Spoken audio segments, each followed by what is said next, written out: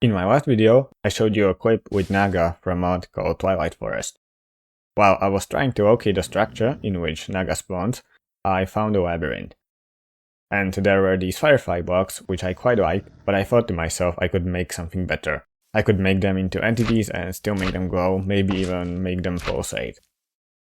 Important thing is, I don't create mods. All entities, including fireflies, termites, and dinosaurs, are created using display entities, which are part of vanilla Minecraft.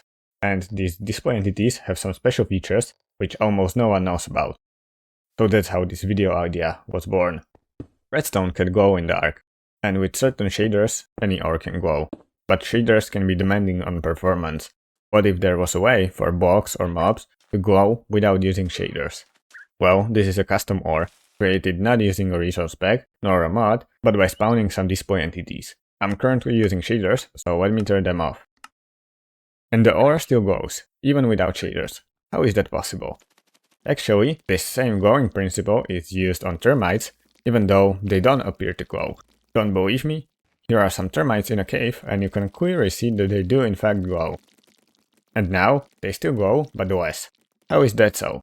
To understand how this works, I'll need to explain to you how lightning works in Minecraft. You've probably heard of light levels, and you've probably seen something like this.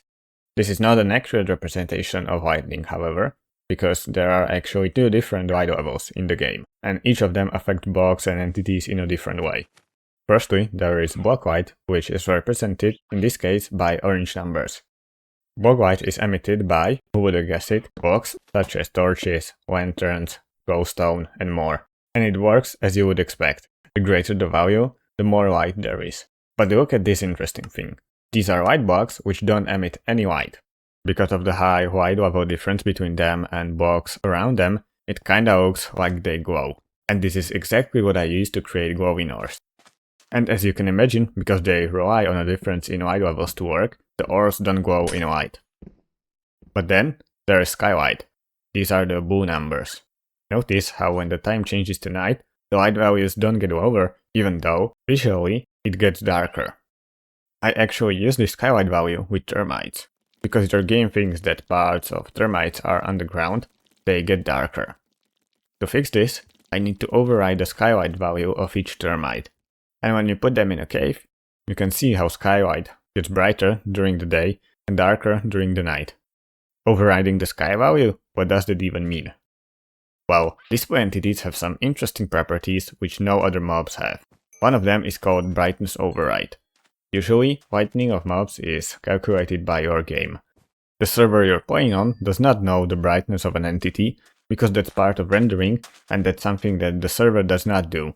Your game renders entities itself. But in the case of display entities, Mojang added that you can explicitly set the brightness value on the server, and your game will use that value instead of calculating its own.